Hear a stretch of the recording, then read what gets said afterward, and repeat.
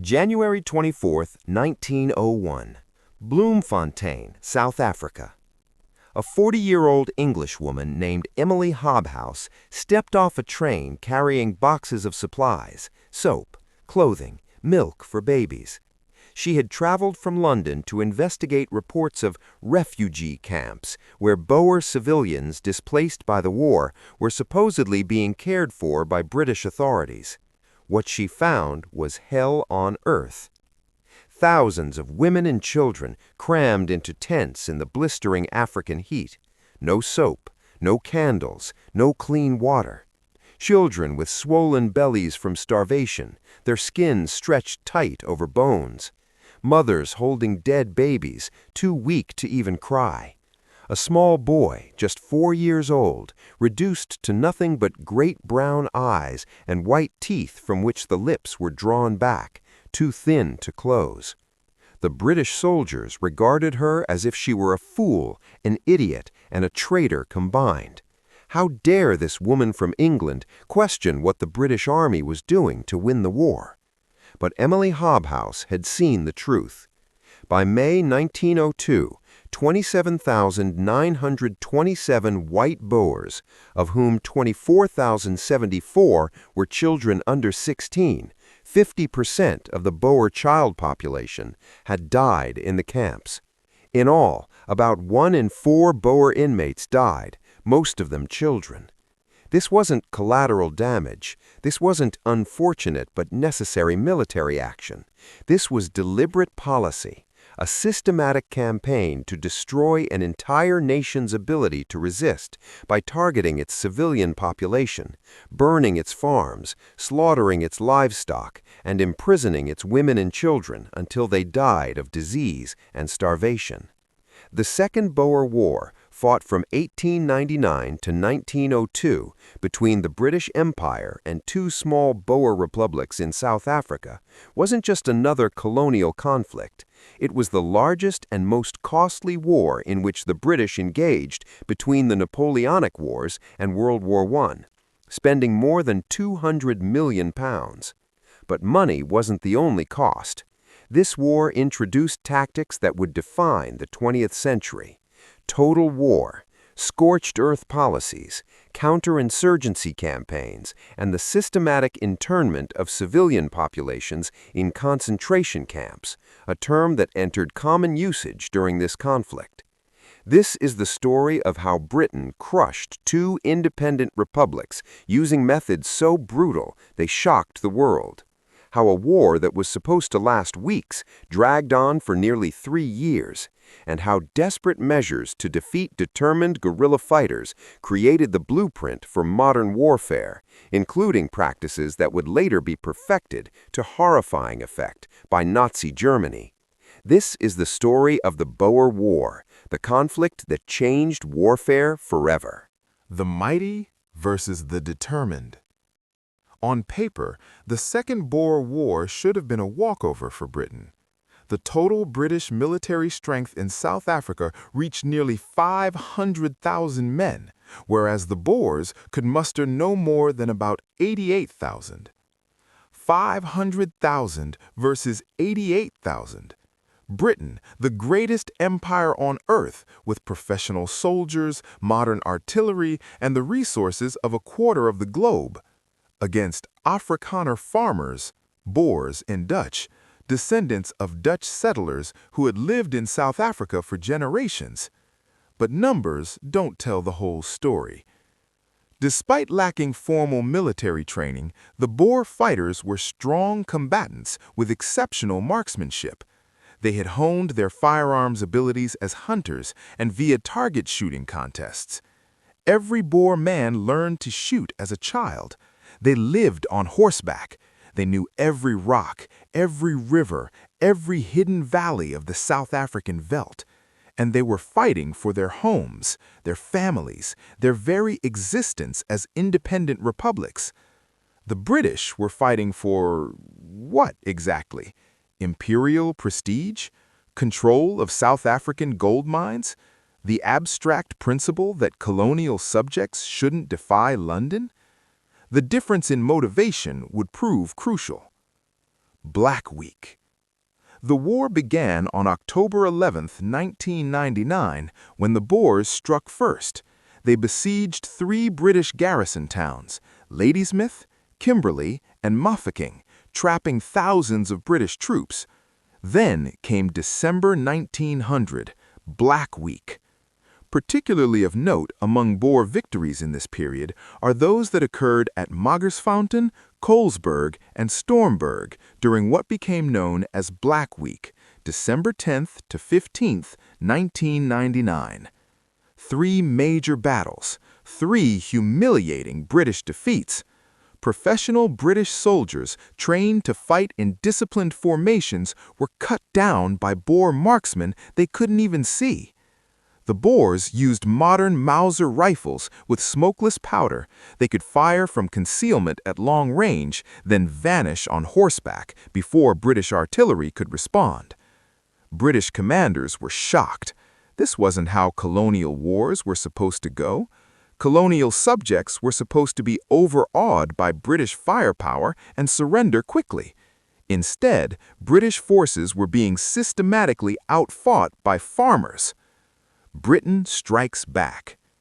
However, the arrival of large numbers of British reinforcements by early 1900 made an eventual Boer defeat inevitable.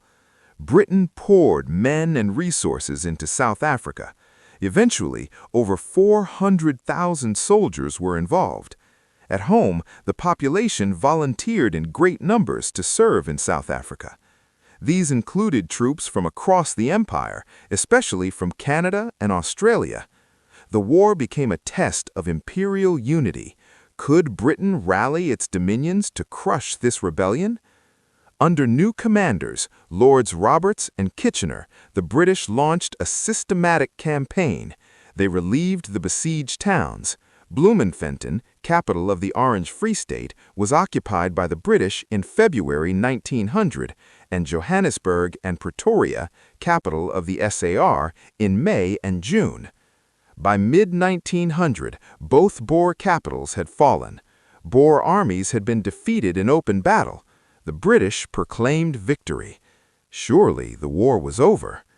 It had barely begun. The Boers refused to quit. Capturing Pretoria and Bloemfontein in 1900 looked like the end for the Boers. Boer forces were scattered, and the British felt confident enough to proclaim complete victory on September 1, 1900. But the victory was short-lived and premature. The Boer leaders, Christian de Wet, Louis Botha, Jan Smuts, refused to surrender. If they couldn't defeat Britain in conventional warfare, they'd change the rules entirely. They dissolved their conventional armies and reorganized into mobile commandos of a few dozen to a few hundred men. They stopped trying to hold territory or defend positions.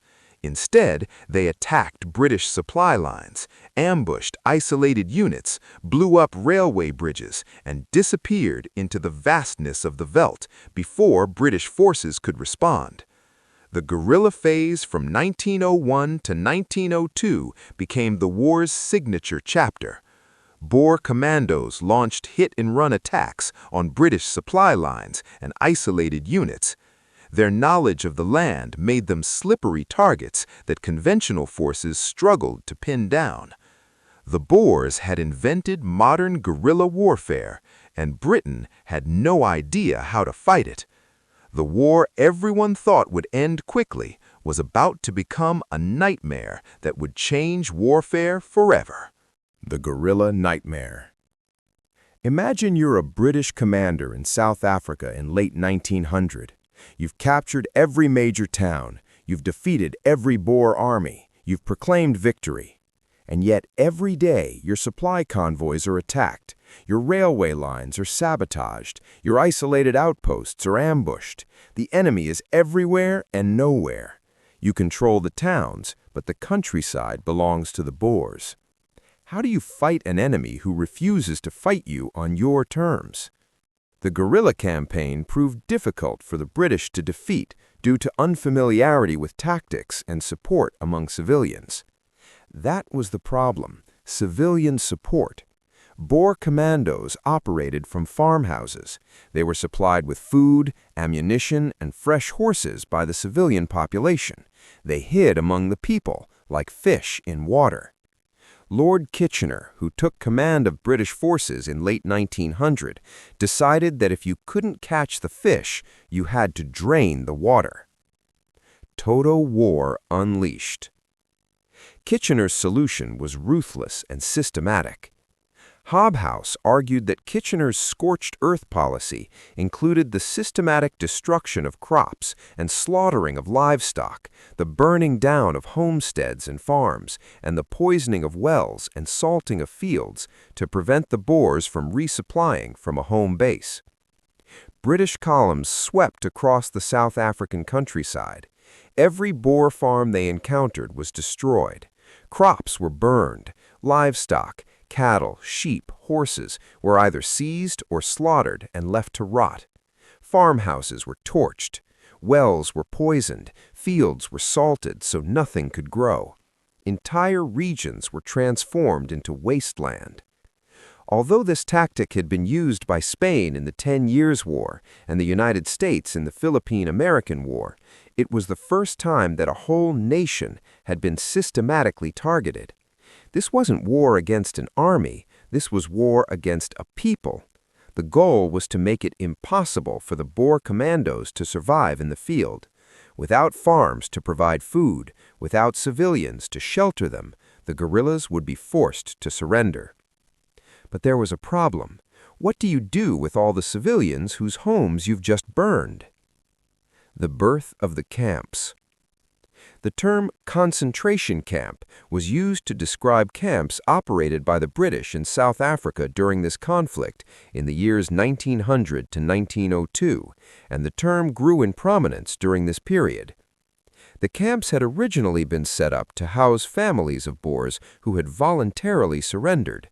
But when Kitchener took over in late 1900, he introduced new tactics in an attempt to break the guerrilla campaign, and the influx of civilians grew dramatically as a result. Over 100,000 Boer civilians were forcibly relocated into concentration camps, where 26,000 died by starvation and disease. Think about those numbers. Over 100,000 people, almost entirely women, children, and elderly men, rounded up and imprisoned. 26,000 dead. 1 in 4 inmates perished. Generals gave orders to destroy Boer farms and native corrals on the veldt, and incarcerated destitute families in camps with poor medical and sanitary conditions and little food. Rations were used as a weapon and withheld for those families whose husbands were still fighting. This was deliberate. If your husband was fighting with a commando, your rations were cut. The message was clear: surrender or your family starves. And starved they did. The unseen horrors inside the wire. Overcrowding in bad, unhygienic conditions due to bad planning, poor rations, diseases, and exposure to the elements led to a high mortality rate in the 18 months during which the camps were in operation. Families were crammed into tents, sometimes 10 or 12 people to a tent designed for 6. There was no soap, no medicine. Water came from contaminated sources. Sanitation was primitive at best, non-existent at worst. The abhorrent conditions in these camps caused the death of 4,177 women, 22,074 children under 16, and 1,676 men, mainly too old to be on commando. 22,000 children. Let that number sink in. 22,000 children dead from measles, typhoid, pneumonia, dysentery, diseases that flourished in the overcrowded, unsanitary conditions. 81% of the fatalities were children. Mothers watched their children waste away, unable to do anything. Emily Hobhouse found a 4-year-old boy with nothing left of him except his great brown eyes and white teeth from which the lips were drawn back, too thin to close. His body was emaciated. to Lord Kitchener and British High Command the life or death of the 154,000 Boer and African civilians in the camps, rated as an abysmally low priority against military objectives. And the Boers weren't the only ones suffering. Black Africans were interned to prevent them from supplying the Boers. 20,000 died. Black South Africans were caught between two white populations fighting for control. The British imprisoned them in separate camps, camps that received even less attention and fewer resources than the white camps. It is thought that about 12% of black African inmates died, about 14,154, but the precise number is unknown, as little attempt was made to keep any records of the 107,000 black Africans who were interned. They weren't even worth counting. Their deaths weren't recorded. Their names weren't remembered. They were simply collateral damage in a white man's war.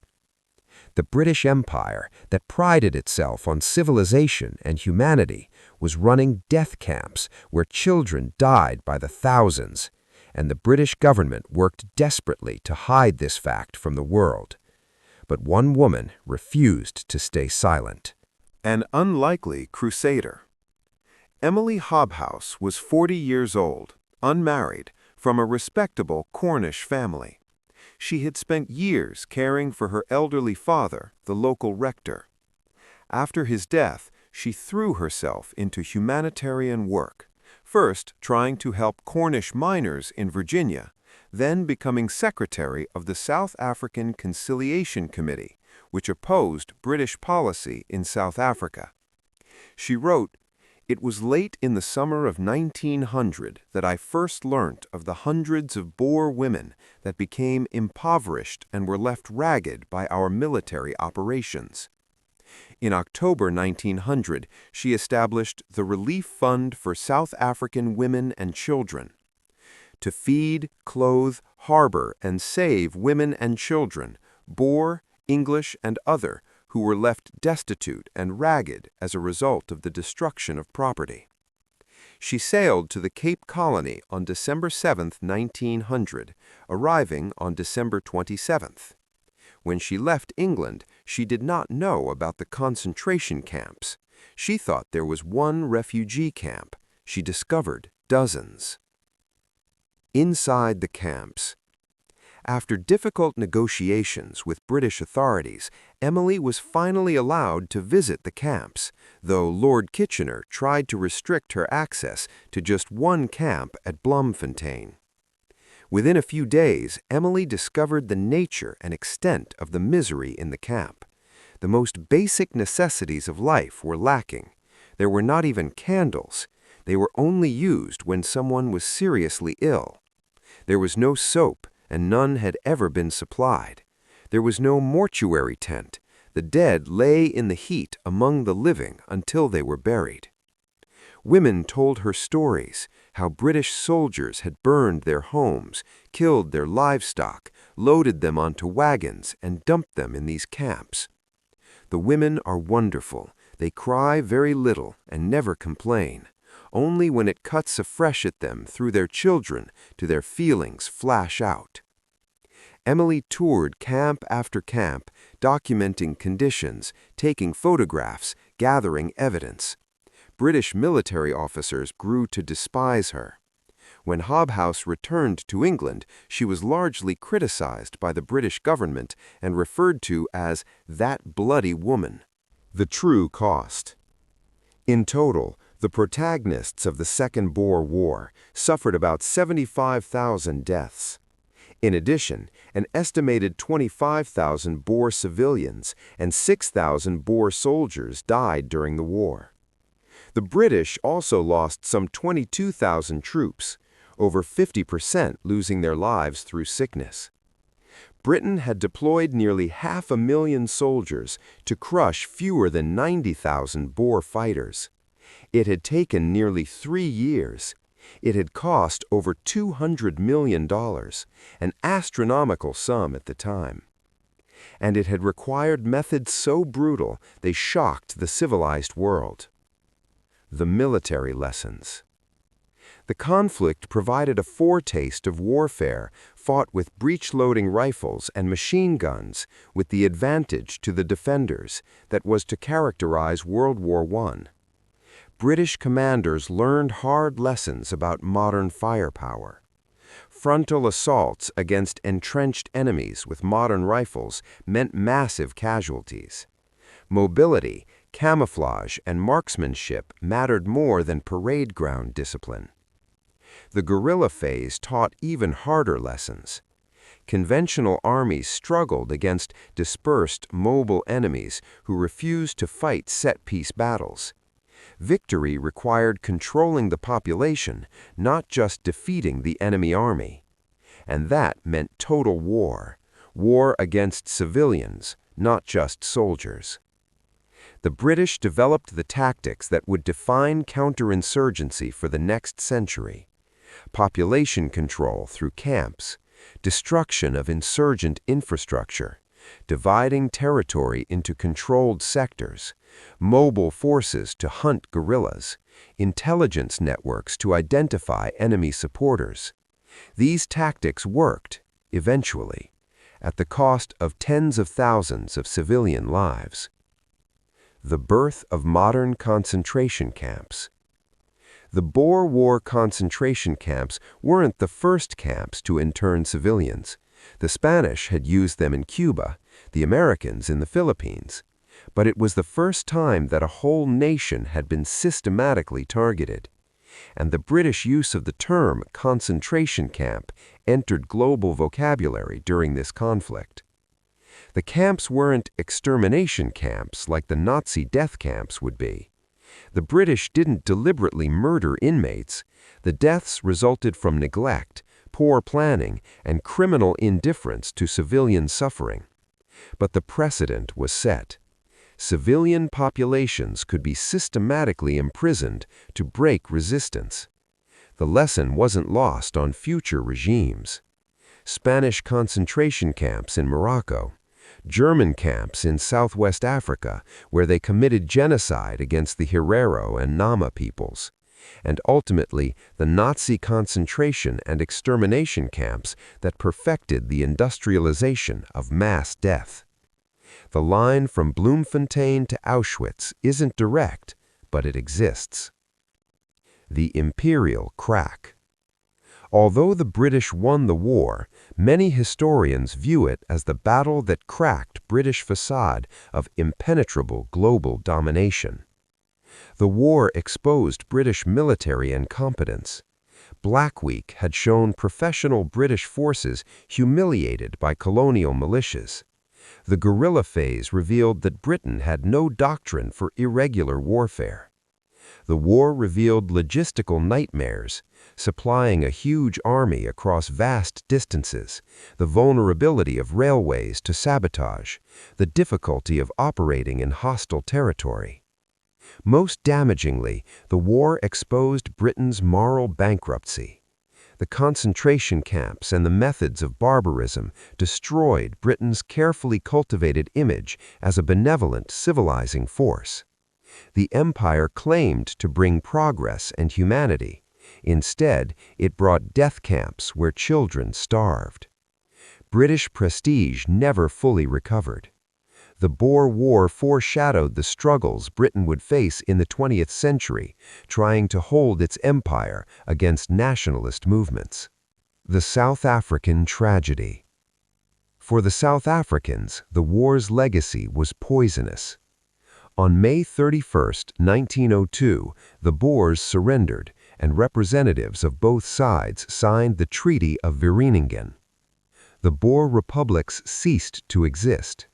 The former republics were transformed into the British colonies of the Transvaal and Orange River, and in 1910 were merged with the Natal and Cape colonies to form the Union of South Africa, a self-governing colony within the British Empire.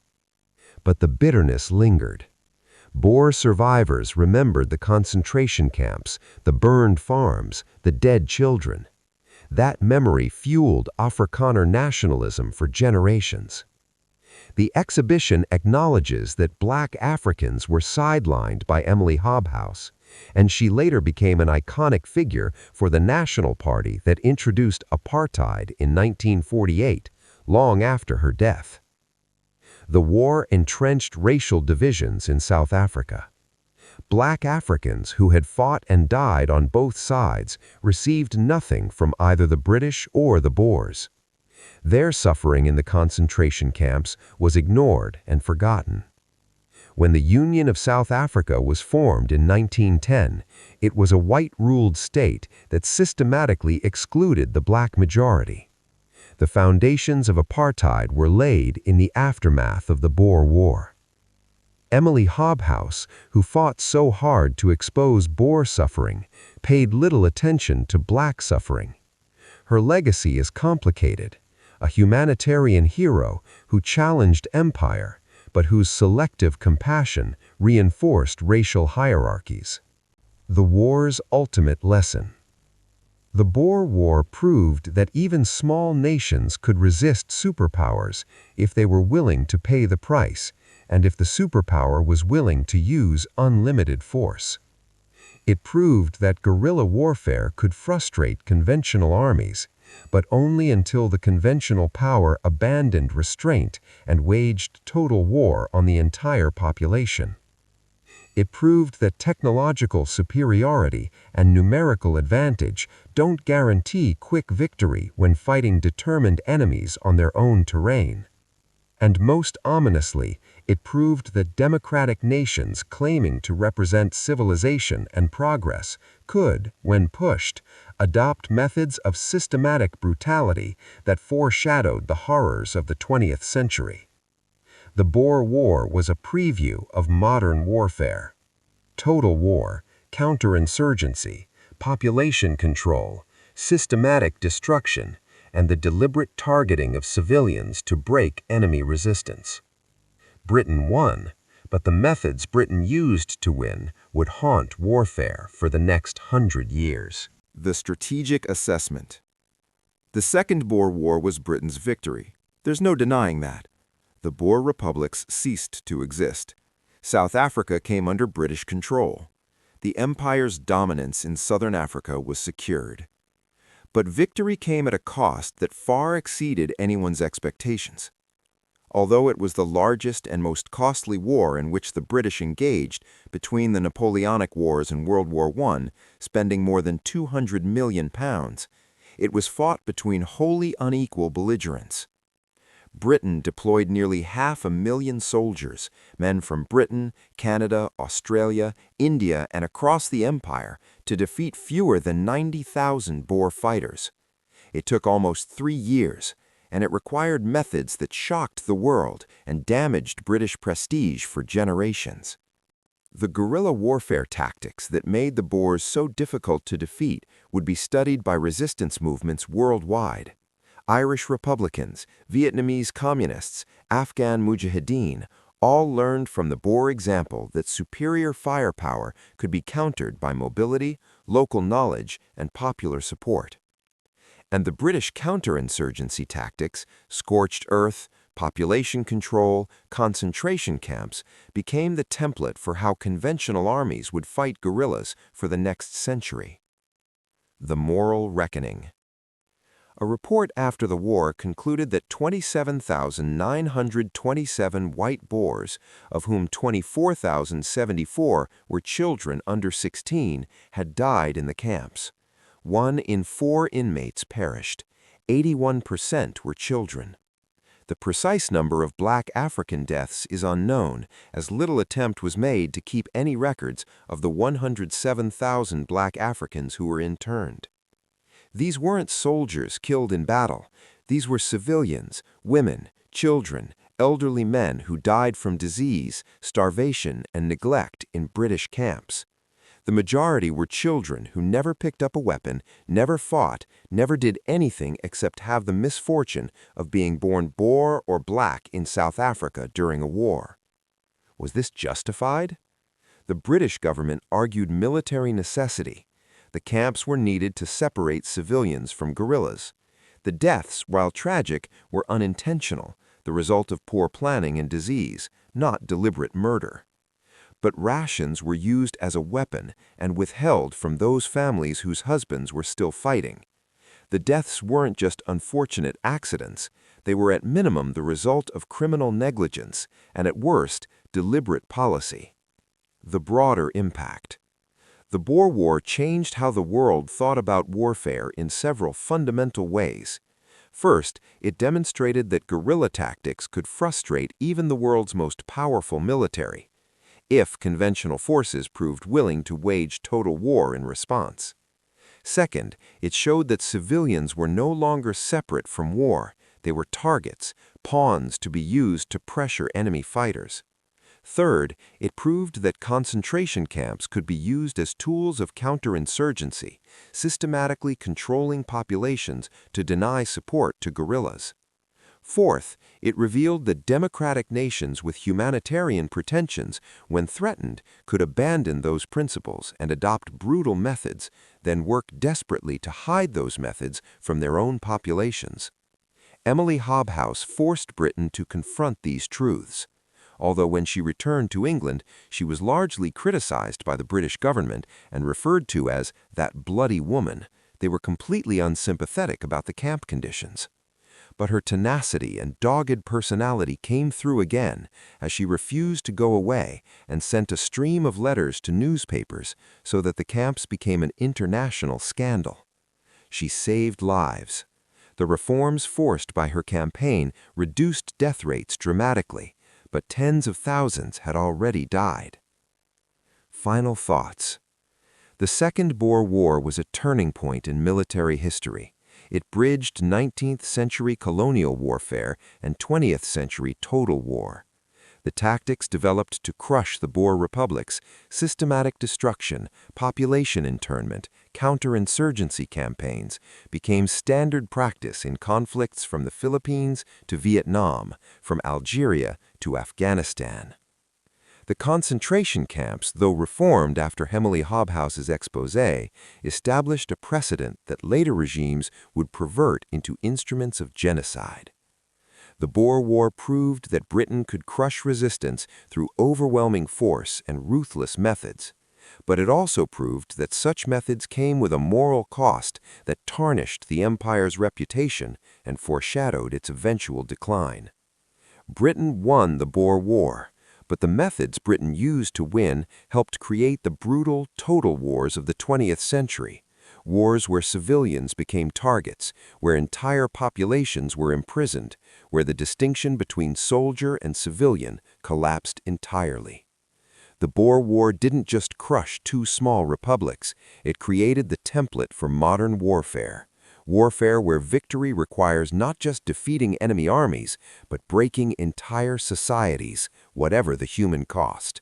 That's the real legacy of the Boer War, not British victory, but the birth of total war and all the horrors that followed.